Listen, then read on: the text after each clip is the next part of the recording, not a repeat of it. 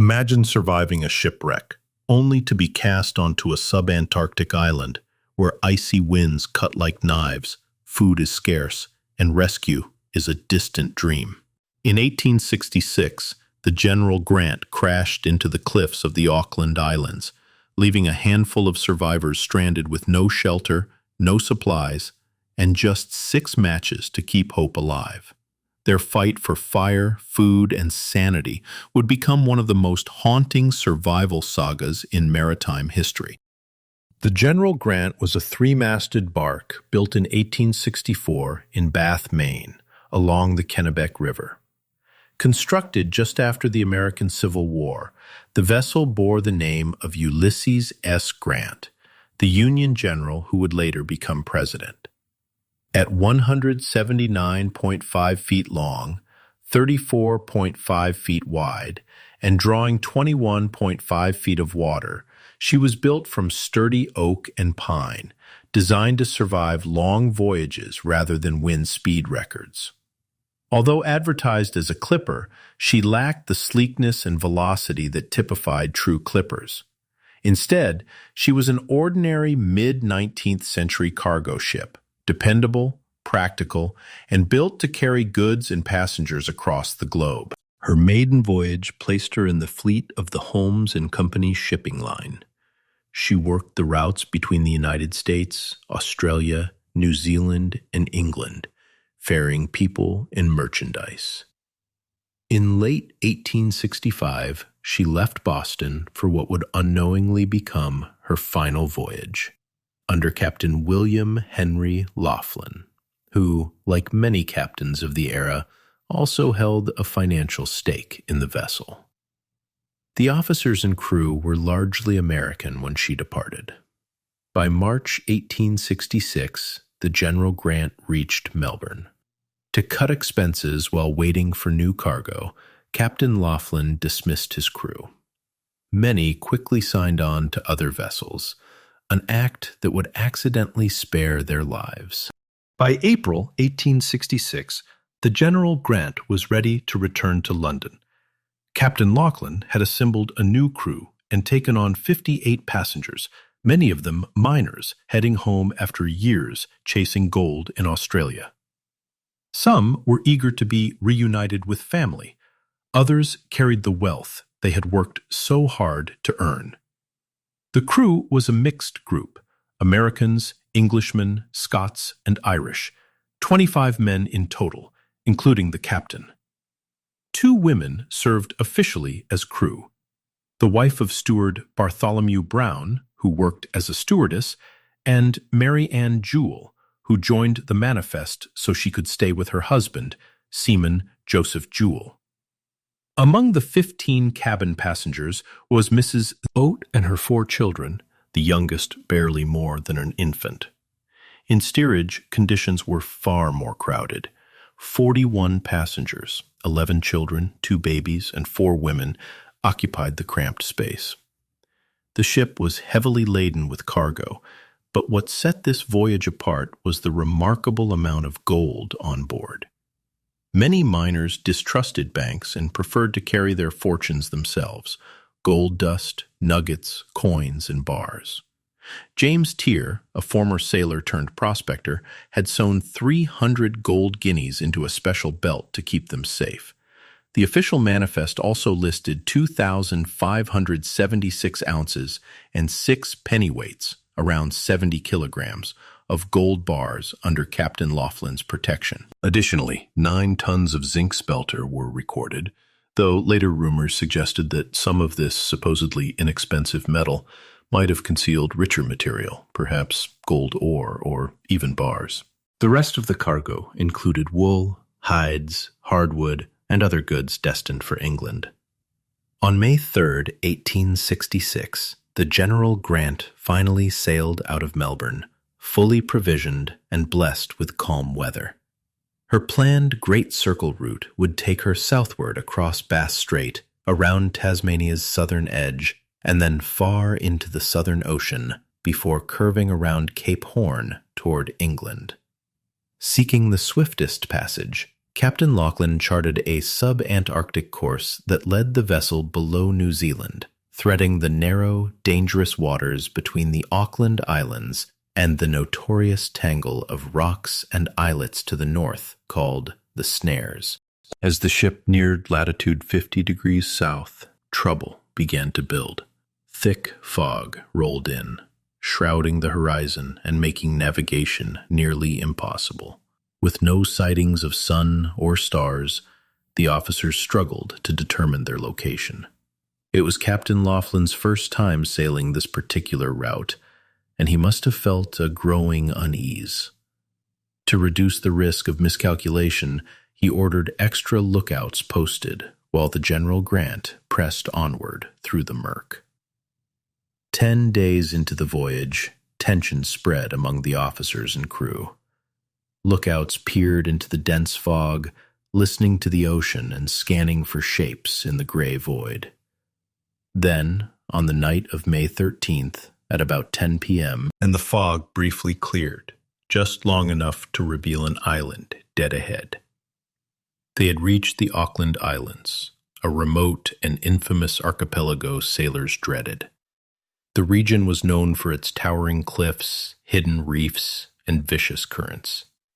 Countless ships had met their end here, their wreckage claimed by the relentless Southern Ocean. Believing they had come upon the northern head of the Auckland group, Captain Laughlin ordered the ship to head north. But he was mistaken. The landmass they saw was not the main island. It was Disappointment Island, sitting several kilometers to the west. The captain's course change set the General Grant on a fatal path straight toward the vertical cliffs of the Auckland Islands' northwest shore. The situation worsened when the wind unexpectedly shifted from southeast to northwest, driving the ship toward land. At 11:30 p.m., the wind died altogether, leaving the vessel helpless in the grip of a strong current pulling her toward the cliffs. The water was too deep to drop anchor. Laughlin ordered all sails raised, hoping even a faint breeze would give them steerage way. But the night remained dead calm, and the ship drifted steadily toward disaster. Passengers and crew watched in dread as the cliffs loomed closer. The ship was no longer under human control.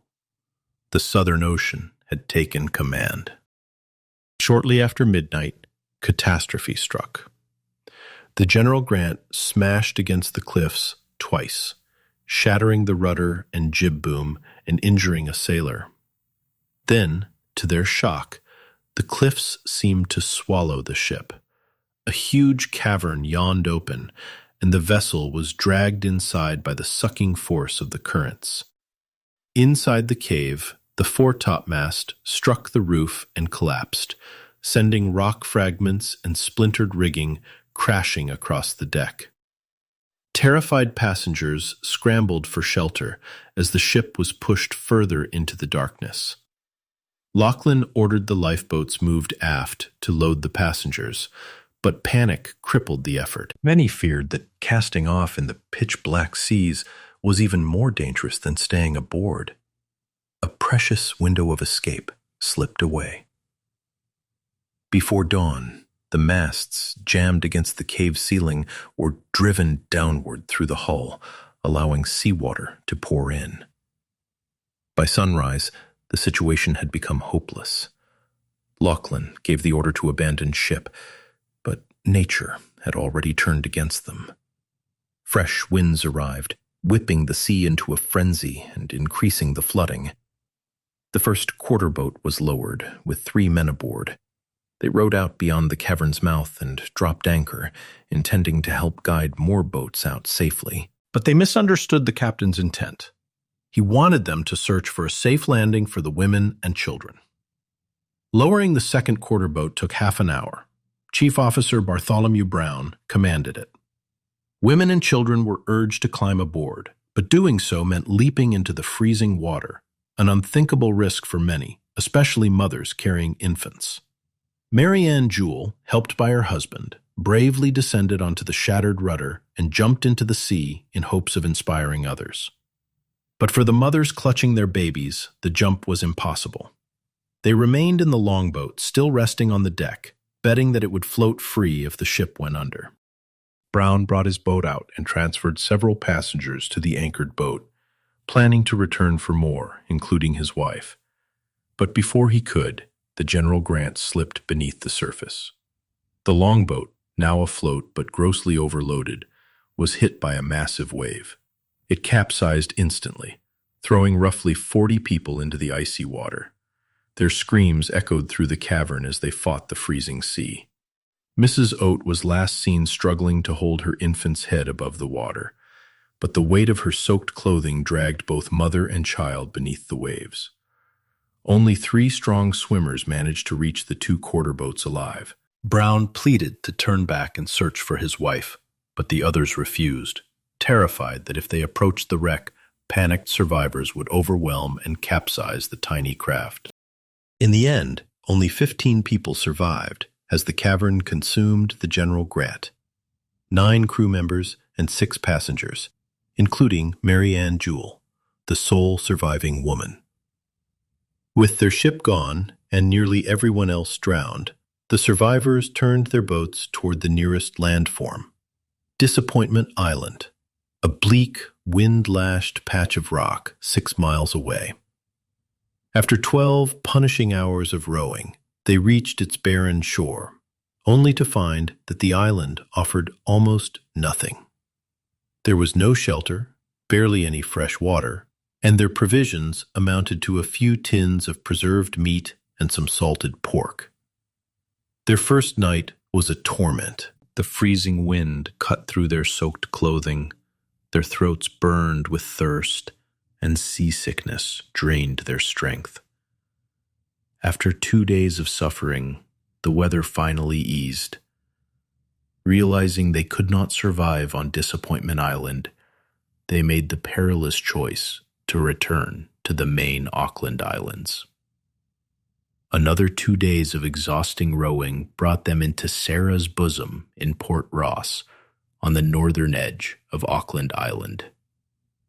Their first necessity was fire. Their situation, however, was desperate. They possessed only 6 matches. One by one, 5 were struck and wasted. Everything now hinged on a single, fragile match. If it failed, their prospects were grim. Starvation, exposure, and perhaps unthinkable acts born of desperation. James Tier, the miner who had emerged as their de facto leader, tucked the last match against his skin to dry it. His hands shook as he searched for a patch of stone dry enough to strike it. The others watched in silence. Tier struck the match, and miraculously, the tiny flame caught on the dry grass. Relief swept through the group. Once lit, the fire was guarded day and night. For 18 months, it was never allowed to die, for it meant warmth, food, and the will to survive. It was late autumn, and soon the subantarctic winter would close in. No sealing or whaling ships would pass by for months. The survivors resigned themselves to a long, brutal wait. Food remained scarce, but they slowly adapted. They managed to catch 2 albatrosses, turning them into a thin but life-saving soup. Nights were equally harsh. They tore branches from the sparse trees and laid them over the wet ground to make crude bedding, shivering through sheets of rain and sleet. With time, they learned to use the island's resources more effectively. Seals became their lifeline, providing meat, hides for clothing and blankets, and even materials for shelter. With 2 boats available, they explored Enderby Island and scavenged tools and remnants left behind by earlier castaways. Tier proved invaluable. No trace of metal escaped his attention, and nothing went to waste. Rescue was always on their minds. One day they spotted a ship on the horizon. Hearts soared. They lit a signal fire, but the vessel sailed past without seeing them. From then on, they maintained a constant watch.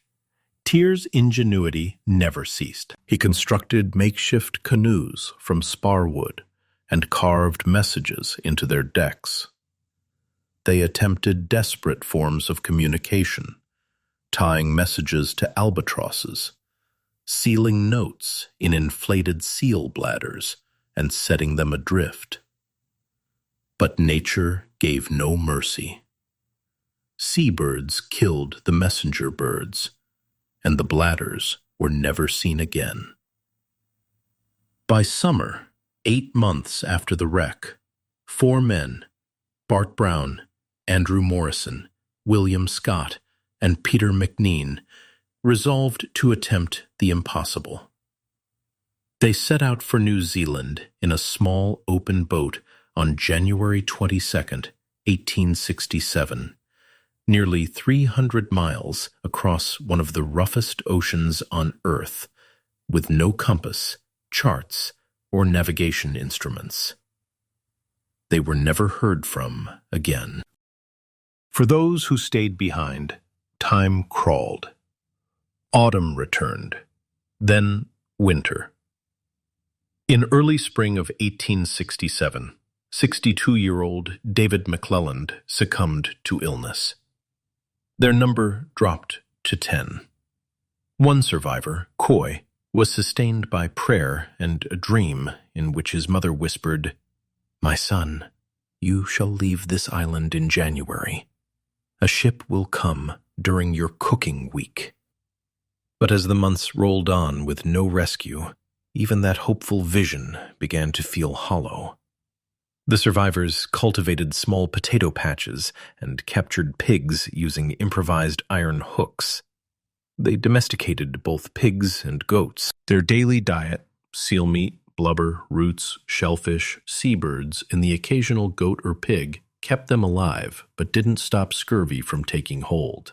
Eventually, they relocated to Enderby Island, where they built sturdier huts and stacked great piles of wood for signal fires. Mary Ann Jewell worked as tirelessly as any man. With her clothing long since worn to rags, she foraged for bushes and grass to keep their fires burning through the long, dark nights. After 18 long months of despair, their moment finally arrived. On November 19th, 1867, the survivors spotted a cutter, the Fanny, gliding in the distance. Hope surged through them, but their smoke signals went unnoticed. Whether the ship failed to see them or simply chose not to investigate would never be known. Then, only 2 days later, on November 21st, a second ship appeared on the horizon, the whaling brig Amherst out of Bluff. This time, fortune did not pass them by. The brig was sailing close to shore, and when word spread among the castaways, they rushed to their boat, pulling with every ounce of strength. The Amherst, commanded by Captain Gilroy, noticed the frantic signals and altered course. At first, Gilroy was cautious. The figures rowing toward him were ragged, wild-eyed, and desperate. He feared they might be mutineers. But once the survivors managed to explain their ordeal, he welcomed them aboard, offering food, warmth, and compassion. Their rescue, however, did not mean an immediate return to civilization. The survivors spent several weeks assisting the Amherst's crew in sealing operations. Only in January 1868 did they finally reach Invercargill, New Zealand. Their arrival caused a sensation. They were hailed as miracles, living proof of human endurance against almost impossible odds. Public interest soared. Funds were raised to search for the 4 men who had attempted to reach New Zealand months earlier, but nothing was ever found. In response to the tragedy, the New Zealand government moved quickly.